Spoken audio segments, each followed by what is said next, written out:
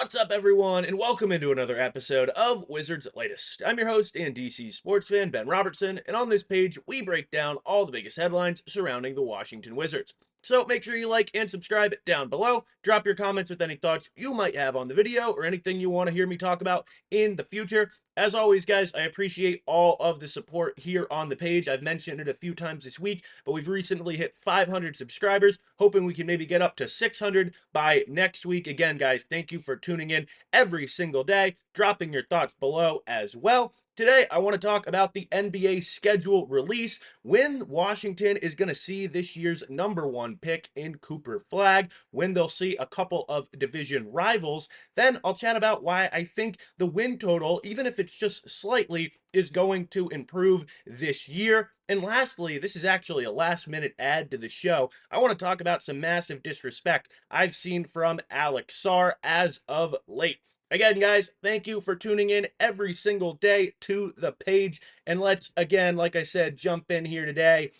Full NBA schedules are out. Washington's season, of course, will begin October 22nd at Milwaukee.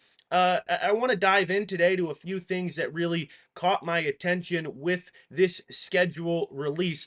By the way, last thing, I should have included this in the intro. On the go here these last couple weeks, I've seen a couple of complaints on the backdrop. I'll be back at home next week with the usual background. Again, guys, appreciate all of the support here on the page.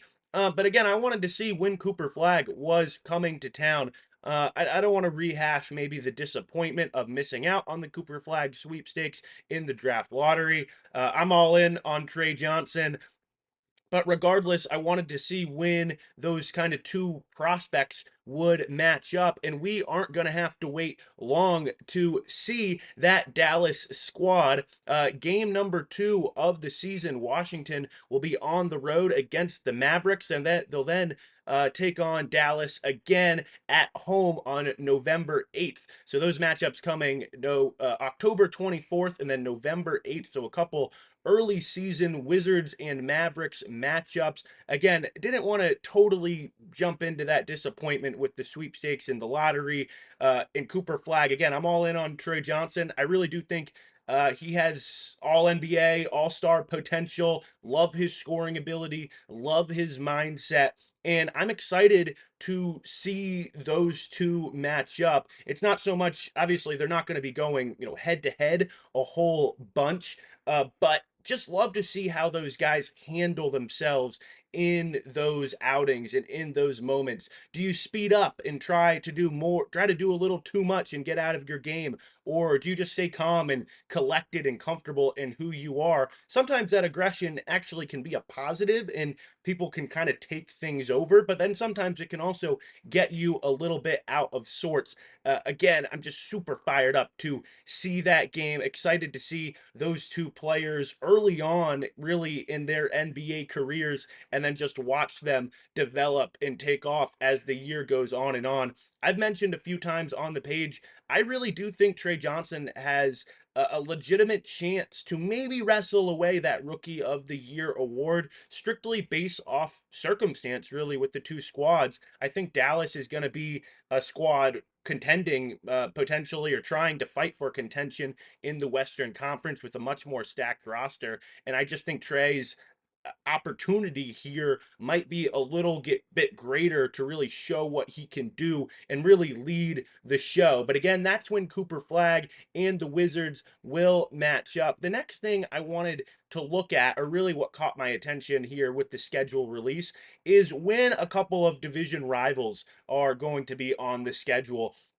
Of course, a budding beef, if you will, between Washington and Charlotte fans has sort of arisen here this offseason. The Wizards have won the last 5 matchups against the Hornets, and really, they're hoping to continue that streak. Of course, they'll match up again 4 times this season as a division rival.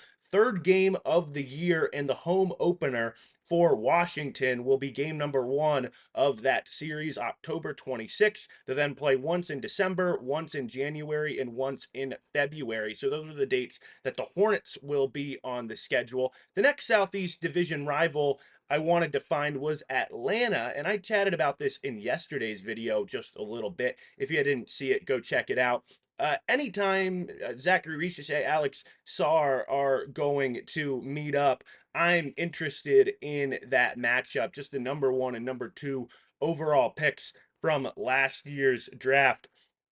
Again, it's been interesting really to see them. I know it's still friendly competition, but to see them both matched up for Team France right now in Eurobasket prep. I also think adding Porzingis to that Hawks roster makes that game a little bit more spicy. Remember the former Wizard for maybe about a season and a half. Those matchups will come once in season tournament NBA Cup action November 25th, then again in early December, and then in back-to-back games, not to back-to-back nights, but they'll play them twice in a row, February 24th and then February 26th down in Atlanta. So those are the matchups with Southeast Division rival, the Hawks.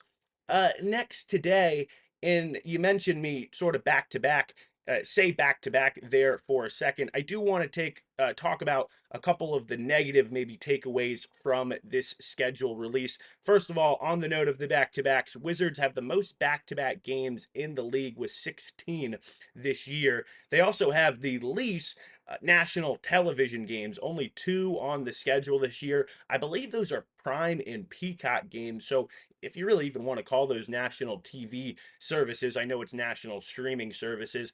I understand where the team has been, but hard to not feel just a little bit maybe disrespected about that number. Of course, fortunately for us, I don't mind tuning in to Monumental Sports Network. So, of course, you can catch all Wizards games there all year long. And with terms of the back-to-back games, that's something you want to maybe feel disrespected about. But then you look at the schedule and you see Denver and Philly are also teams at the top of that back-to-back list, and you go, it's probably just a matter of the complex scheduling that the NBA front office has to really work with. It's not a matter of disrespecting the Wizards. In terms of the win total for this year, I've seen a lot of people, of course, dropping their predictions for this following the schedule release. I have to say, the most, what I've seen for the most part has this team right around where they were a season ago, right around 18 wins again. Most of the betting lines I've seen as well have been right around 20 wins. I have to say, am I crazy for thinking that's too low? Really, let me know down in the comment section. I realize, again, I've mentioned it so many times here on the page. I understand the situation with next year's draft. If you fall out of the top 8, you lose your pick. I just feel like the team is a little bit more talented from top to bottom than they were last year with the additions of a few pieces and the improvement that some of the young players are going to make and another year of development that they're going to have. Honestly, and the addition of Trey Johnson, I just think this, I would be surprised if the team didn't win at least 20 games. I'm not saying they're going to be in the play in. I understand that top 8 pick situation again, but unless the front office just wants to go full tank mode, that's kind of what I'm thinking for next year. My last thing I want to talk about today, and I mentioned was really a last minute ad.